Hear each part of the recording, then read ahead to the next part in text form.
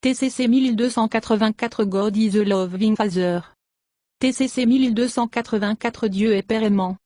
Cher Père, nous te disons merci pour cette opportunité et la proportion de regarder dans ta parole. Nous invitons l'enseignant de l'Église, le Saint-Esprit d'accomplir son ministère comme nous nous assemblons. Seigneur, nous te demandons d'oindre la parole qui sort de ma bouche pour qu'elle trouve des racines dans les cœurs de toute personne qui va l'écouter.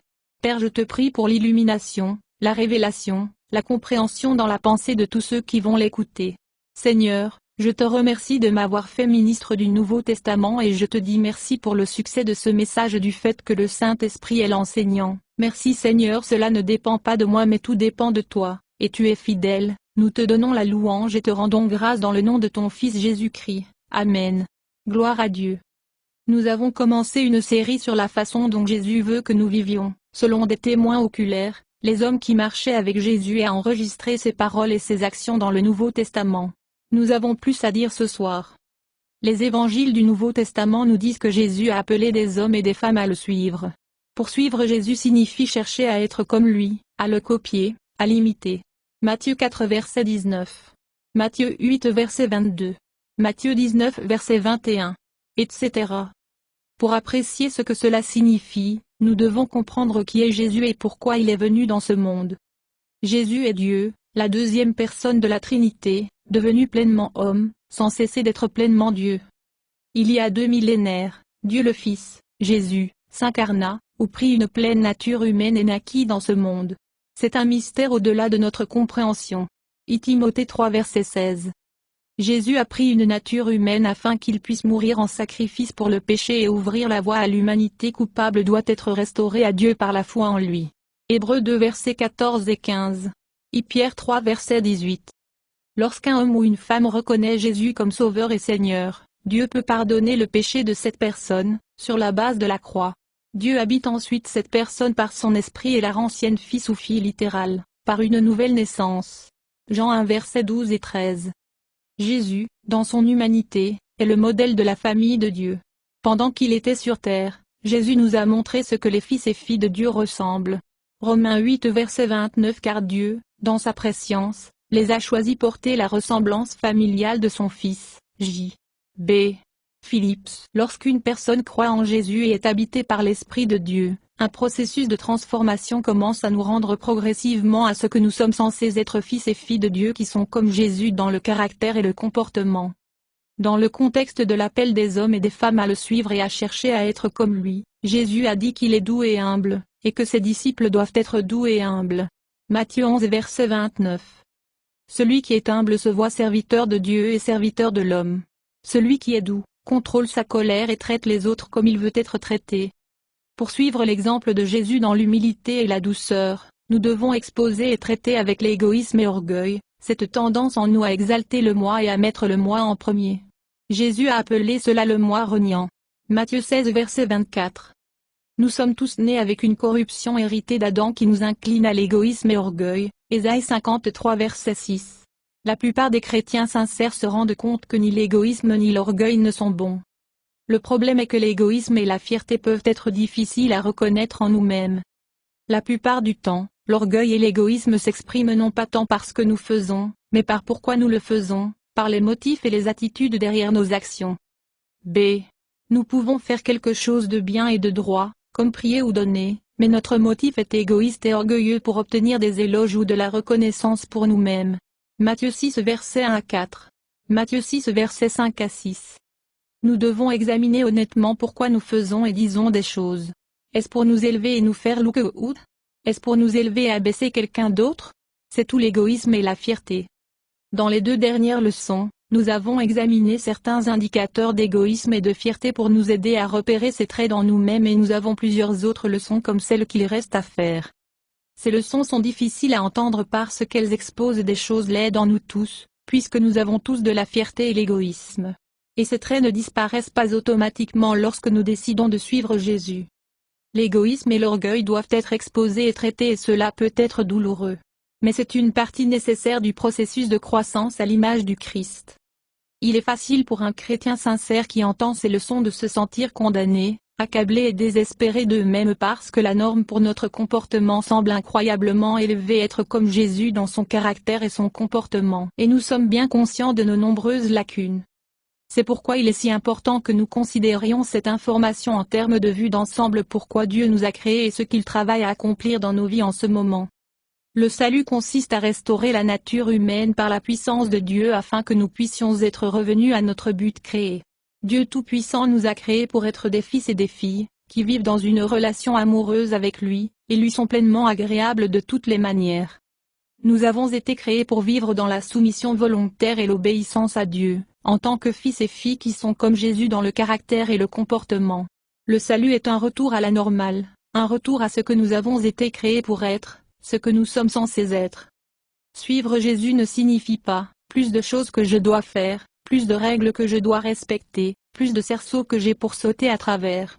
Cela ne signifie pas, si j'ai une deuxième part de tarte, je pêche parce que je ne nie pas moi-même. Ou, pour me nier, je dois donner tout ce que je possède et vivre dans une boîte en carton. Suivre Jésus signifie changer la fin pour laquelle vous vivez, changer votre but ou votre but dans la vie, de te faire plaisir à plaire à Dieu même quand c'est difficile. C'est le lieu de la pleine joie et paix. Une bonne compréhension de ce à quoi Jésus nous a appelés et comment il veut que nous vivions, devrait encourager et nous réconforter, pas nous décourager et nous décourager. Pour le reste de cette leçon, nous allons faire une pause d'essayer d'identifier l'orgueil et l'égoïsme en nous-mêmes, et de nous rappeler la situation dans son ensemble.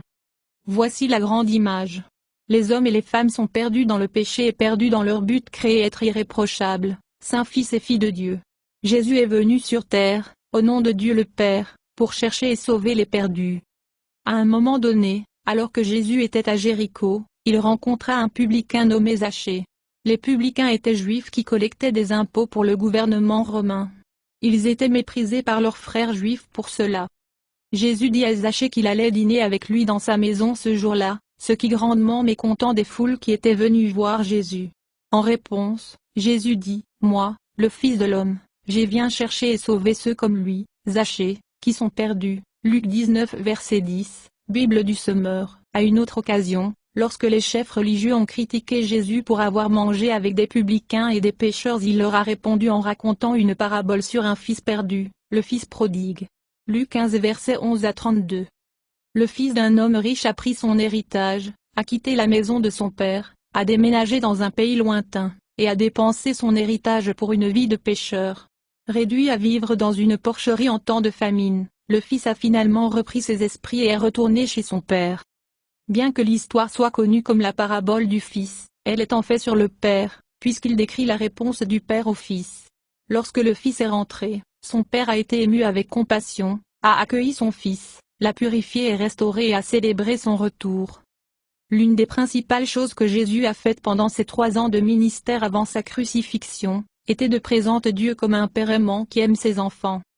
Jésus est né dans l'Israël du 1er siècle. Le peuple d'Israël n'avait aucun concept d'un individu aimant relation du Père et du Fils entre Dieu et l'homme. Dieu était le Père d'Israël uniquement dans un général sens, comme leur Créateur qui les a rachetés de l'esclavage égyptien. Exode 4 verset 22. Jérémie 31 verset 9. Osée 11 verset 1. Leur concept de Dieu était basé sur son apparition à la nation entière au mont Sinaï après qu'il les a livrés d'Égypte. Quand le Seigneur leur apparut au Sinaï, il y eut du tonnerre et des éclairs, de la fumée et du feu. Le sol a tremblé, un son de trompette a été entendu, et la voix du Seigneur a tonné pour que tous puissent entendre. Exode 19 2.16-20. La réponse du peuple à cela fut la peur et le tremblement. Ils ont dit à Moïse d'aller parler à Dieu sans eux. Tu nous dis ce que Dieu dit, et nous allons écouter. Mais ne laisse pas Dieu nous parler directement. S'il le fait, nous mourrons. N'aie pas peur, Moïse dit, car Dieu est venu de cette manière pour vous montrer sa puissance impressionnante. À partir de maintenant, laissez votre la peur de lui vous empêche de pécher. Exode 20 versets 19 et 20, Bible du Semeur. Dieu n'était pas différent dans l'Ancien Testament.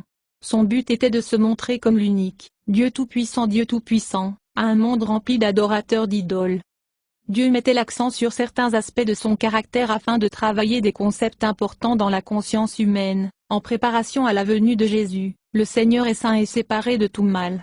Le péché est une offense contre lui et ses conséquences sont mortelles. Les êtres humains sont impuissants à réparer leurs conditions perdues. Mais, même face à ces démonstrations de pouvoir, il y avait des indications claires de l'amour de Dieu pour sa famille perdue.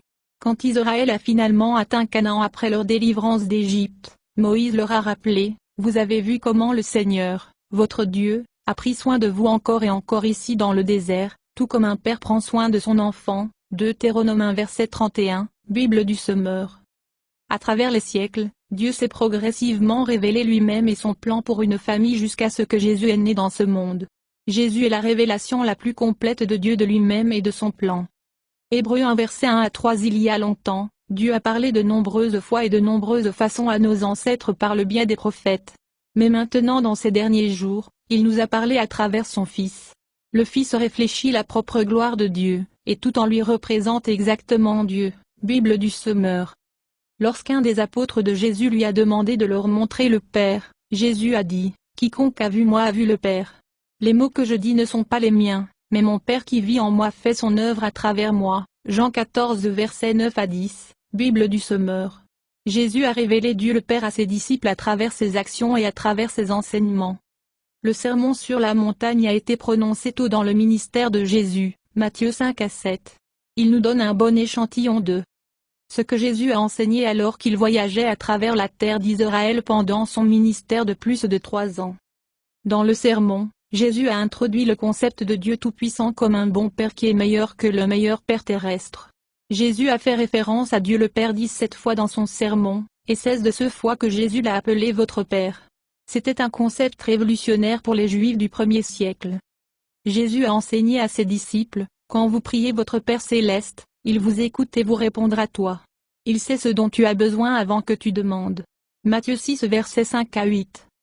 Jésus a enseigné à ses disciples, ne vous inquiétez pas de ce que vous allez manger, boire ou porter. Votre céleste Père prendra soin de vous parce que vous êtes précieux pour lui. Votre Père céleste est meilleur que le meilleur Père terrestre. Matthieu 6 versets 25 à 34. Matthieu 7 versets 9 à 11. La première fois que Jésus a mentionné le Père dans le sermon sur la montagne, c'était dans le contexte de mettre une lumière sur un pied de lampe afin qu'elle donne de la lumière à tous. Jésus a dit, de même, que votre lumière brille devant les autres. Ensuite, ils verront les bonnes choses que vous faites et ils loueront votre Père qui est au ciel. Matthieu 5 et 16, nouvelle version internationale révisée. Jésus commençait à préparer les hommes et les femmes au fait que, par sa mort et sa résurrection, il ouvrirait la voie pour que les hommes et les femmes soient habités par l'Esprit de Dieu, deviennent ses fils et filles par nouvelle ou deuxième naissance, puis être progressivement transformés et restaurés à la normale. Dieu a créé les êtres humains avec la capacité de le recevoir, son esprit, dans notre être et ensuite refléter sa gloire au monde qui nous entoure. Le péché a rendu cela impossible. Mais à cause de la croix de Christ, nous pouvons être restaurés à notre but créé en tant que fils et filles de Dieu par la foi en lui. La prochaine référence à Dieu notre Père a été faite dans le contexte de la façon dont nous devons traiter notre prochain. Jésus a dit à ses disciples que nous devons aimer leurs ennemis et prier pour ceux qui vous persécutent. Matthieu 5 verset 45. De cette façon, vous agirez comme de véritables enfants de votre Père qui est aux cieux. Car il donne sa lumière du soleil à la fois pour le mal et le bien, et il envoie de la pluie sur les justes et aussi sur les injustes. Bible du Semeur. Jésus continua en disant, mais toi, tu dois être parfait, tout comme ton Père qui est aux cieux est parfait. Matthieu 5 verset 48, Bible du Semeur. Tout comme Jésus, en tant que fils obéissant, reflétait le caractère du Père, ainsi nous autres devons faire. Le mot grec qui est traduit parfait vient d'un mot qui signifie partir pour un défini objectif. Parfait signifie ce qui a atteint sa fin ou limite et est donc complet. Jésus est mort pour ouvrir le chemin aux hommes et femmes pécheurs afin qu'ils soient rendus parfaits ou complets à devenir des fils et des filles de Dieu qui sont comme lui dans leur caractère, attitude et action. Que est la perfection ultime, une conformité totale à l'image du Christ, entièrement comme lui. Lorsque l'affirmation que nous devons être parfaits est faite, notre esprit va immédiatement à la performance, ce que nous devons faire pour être parfaits. Et il y a des choses que nous devons faire. Mais la volonté d'être parfait, comme Jésus dans les attitudes et les actions, vient avant la performance. Notez qu'immédiatement après sa déclaration selon laquelle les fils et filles de Dieu doivent être parfaits même en tant que leur Père céleste, Jésus a souligné les motifs, ou pourquoi les gens font ce qu'ils font. Jésus a fait référence aux chefs religieux de ce jour-là, les pharisiens, qui priaient, jeûnaient et faisaient offrande de tous les actes bons et justes. Jésus a dit que leur motif était d'être vus et loués par les hommes, pas Dieu. Mais les fils et filles de Dieu devraient chercher la louange de Dieu. Matthieu 6 versets 1 à 6. Le but, l'intention, motif, est aussi importante que la performance. Votre cœur peut vraiment être déterminé à faire de choses à la manière de Dieu, nier le moi, mais il faut un certain temps pour apprendre ce qu'il veut, puis pour reconnaître en toi des choses qui doivent changer, ton égoïsme et ta fierté. Être parfait en tant que chrétien ne signifie pas que vous ne faites plus d'erreurs, que vous n'offensez jamais personne, ou que vous dites ou faites quelque chose que tu n'aurais pas dû dire ou faire. Nous devons atteindre la perfection. Tu ne sais peut-être pas encore mieux.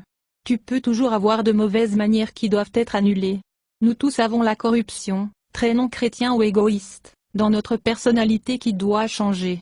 Nous devons construire de nouvelles habitudes de réponse et réaction aux personnes et situations problématiques. Cela prend du temps.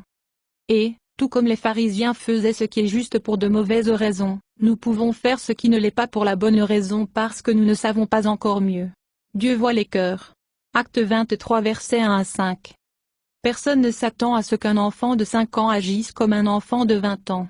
Mais on s'attend à ce qu'il agisse comme un 5 âge d'un an. Nous pouvons être parfaits à notre stade particulier de croissance, alors que nous grandissons à l'image du Christ. Paul s'appelait lui-même et d'autres qui n'étaient pas encore parfaits. Philippiens 3 versets 12 à 15. Je ne prétends que j'ai déjà réussi ou suis déjà devenu parfait. Je continue d'essayer de gagner le prix pour lequel le Christ Jésus m'a déjà gagné à lui-même. J'oublie ce qui est derrière moi et fais mon meilleur pour atteindre ce qui est à venir. Bible des bonnes nouvelles.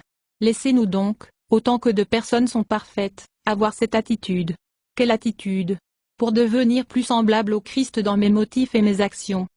L'apôtre Jean était l'un des premiers disciples de Jésus et aurait été présent lorsque Jésus a donné son sermon sur le mont. John écrira plus tard les mots suivants. 1 John 3 versets 1 à 2. Combien grand est l'amour que le Père nous a prodigué, afin que nous soyons appelés des enfants de Dieu. Et c'est ce que nous sommes. Oui, chers amis, nous sommes déjà des enfants de Dieu, et nous ne pouvons pas imaginer même comment nous serons quand Christ reviendra. Mais nous savons que lorsqu'il viendra, nous soyons comme lui, car nous le verrons tel qu'il est vraiment. Bible du Sommeur. Ce passage nous donne un aperçu de la façon dont les premiers disciples de Jésus comprenaient son enseignement sur la perfection. Voir la situation dans son ensemble signifie nous motiver à copier l'exemple de Jésus, pas nous décourager d'essayer, et tous ceux qui croient cela se garderont purs, tout comme Christ est pur. Jean 3 verset 3, Bible du Sommeur. En conclusion, Jésus a fait de nombreuses déclarations sur le caractère chrétien dans le sermon sur la montagne que nous commencerons à répondre la semaine prochaine. Nous commencerons par juger les autres. Considérez une pensée alors que nous clôturons. Dans sa référence finale au Père dans son sermon sur la montagne, Jésus l'a appelé mon Père, Matthieu 7 verset 21. Le jour de la résurrection, lorsque Marie-Madeleine a vu pour la première fois Jésus, il lui a dit, « Va trouver mes frères et dis-ceux que je monte vers mon Père et votre Père, mon Dieu et votre Dieu. » Jean 20 verset 17, Bible du Sommeur. Le motif de Dieu dans son plan de rédemption et de restauration est l'amour. Dieu a tellement aimé le monde qu'il donnait son Fils unique, afin que quiconque croit en lui ne périsse point, mais qu'il ait la vie éternelle. Jean 3 verset 16. Dieu désire nous traiter comme des fils, pas comme des pécheurs, et il a fait et fait ce qui est nécessaire pour faire cela arrive. N'oubliez pas cela en grandissant à l'image du Christ.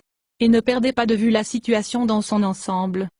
Philippiens 1 verset 6 exatonne. Je suis sûr que Dieu, qui a commencé le bon travail en vous, continuera son travail jusqu'à ce qu'il soit enfin terminé le jour où Christ Jésus reviendra. Bible du Sommeur. Ma prière est que par ces leçons chacun de nous sera inspiré pour marcher comme Jésus a marché. Laissez Jésus vous faire confiance à travers sa parole, la Bible. Merci Seigneur pour votre merveilleuse parole que tu as choisie pour que ça passe par moi. Merci Seigneur de choisir des fils et des filles d'être conformes à l'image de Jésus-Christ et d'être faits comme tes enfants en caractère et en puissance, pour tout ce qu'on entend. Que cette leçon puisse nous donner le désir de rechercher et de grandir en Jésus-Christ dans cet endroit. Seigneur, nous vous remercions et nous vous servons sur votre scène. Notre désir c'est de demeurer en toi au nom de ton Fils Jésus-Christ. Amen. Louez le Seigneur, louez le Seigneur.